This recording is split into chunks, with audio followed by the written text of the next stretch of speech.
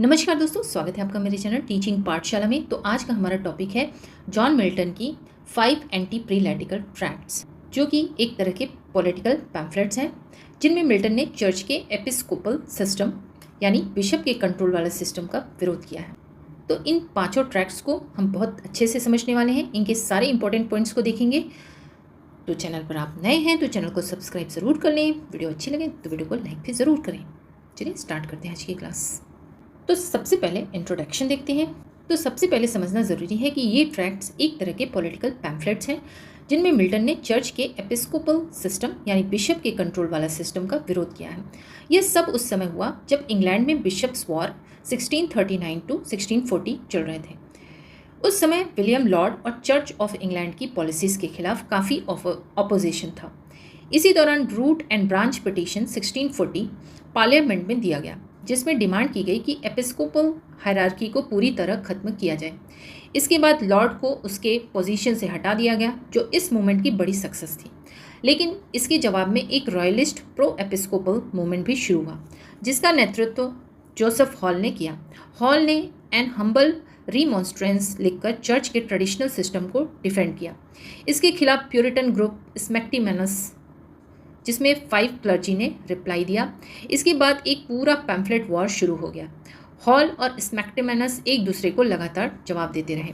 इसी डिबेट में मिल्टन भी एंटर करते हैं अपनी ट्रैक्ट ऑफ रिफॉर्मेशन के साथ।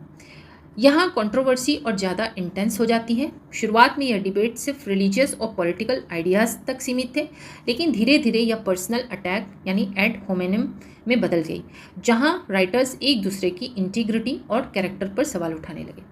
कुल मिलाकर ये ट्रैक्ट सिर्फ चर्च रिफॉर्म की बात नहीं करते, बल्कि यह उस समय के रिलीजियस कॉन्फ्लिक्ट, पॉलिटिकल आइडियोलॉजी और इंटेलेक्चुअल डिबेट को भी दिखाते हैं, जहाँ मिल्टन एक स्ट्रॉन्ग एंटी एपिस्कोपल वॉइस के रूप में सामने आते हैं। तो सबसे पहले जॉन मिल्टन की पहली ट्रैक्ट देखते हैं, ऑफ रिफॉर्मेशन 1641।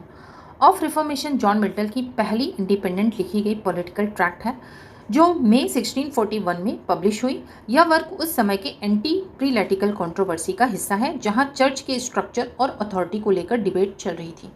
इस ट्रैक्ट में मिल्टन का मुख्य फोकस 2 चीज़ों पर है, चर्च गवर्नमेंट और सिविल गवर्नमेंट। वे यह समझाने की कोशिश करते हैं कि चर्च और स्टेट दोनों का स्ट्रक्चर कैसा होना चाहिए।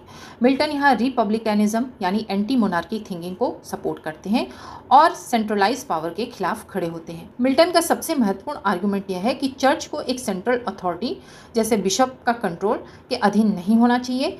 वे मानते हैं कि हर इंडिविजुअल कॉन्ग्रीगेशन को खुद अपने डिसीजंस लेने चाहिए, यानी वे सेल्फ गवर्नेंस और रिलीजियस इंडिपेंडेंस के पक्ष में हैं।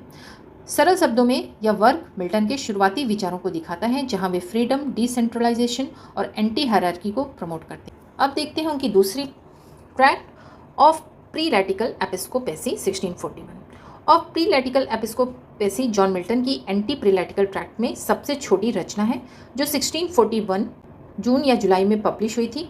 यह ट्रैक्ट कई वर्क्स के जवाब में लिखी गई थी, खासकर जेम्स उशेर के विचारों के खिलाफ। इस वर्क में मिल्टन का मुख्य फोकस ट्रुथ की नेचर पर है। उनका कहना है कि सच्चा ट्रुथ केवल स्क्रिप्चर यानी बाइबल के माध्यम से ही प्राप्त किया जा सकता है, ना कि किसी एक्सटर्नल अथॉरिटी या इंस्टीट्यूशन के जरिए। मिल्टन यहाँ एक बहुत स्ट्रॉन्ग आर्गुमेंट देते हैं कि बाइबल और इंडिविजुअल के बीच किसी भी तरह के मीडिएटर की ज़रूरत नहीं है। वे ऑर्गेनाइज चर्च या बिशप की अथॉरिटी को रिजेक्ट करते हैं, क्योंकि उनके अनुसार यह सिस्टम इंडिविजुअल की इंडिपेंडेंट अंडरस्टैंडिंग को रेस्ट्रिक्ट करती है। तो सरल शब्दों में समझें तो मिल्टन यहाँ direct connection with scripture, individual interpretation और एंटी चर्च हायरार्की को प्रमोट करते हैं। यह उनकी फ्रीडम और रिलीजियस इंडिपेंडेंस की सोच को क्लियरली दिखाता है। अब नेक्स्ट ट्रैक्ट देखते हैं, एनिमेट वर्जन्स।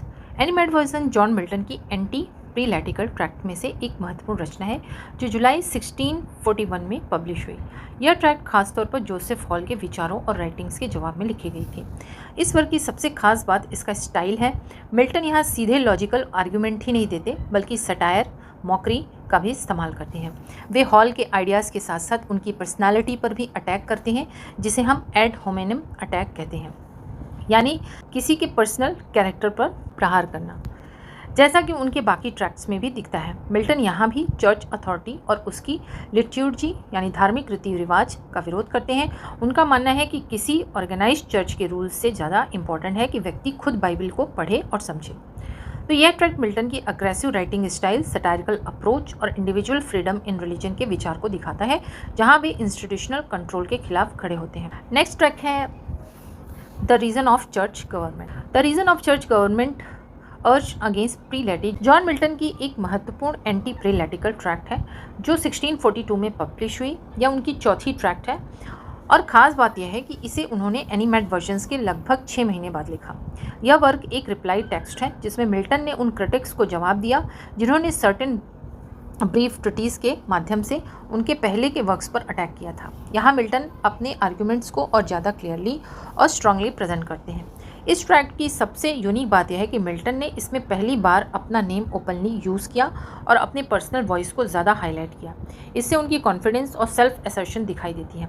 इसके अलावा यह सिर्फ रिलीजियस या पॉलिटिकल आर्गूमेंट तक सीमित नहीं है। बुक 2 के प्रीफेस में मिल्टन अपने लिटरेरी व्यूज़ भी देते हैं। वे लिटरेचर और जॉनर्स के बारे में अपने आइडियाज़ एक्सप्लेन करते हैं जो बाद में उनके पोइटिक कैरियर जैसे पैराडाइज लॉस्ट के लिए फाउंडेशन बनता है।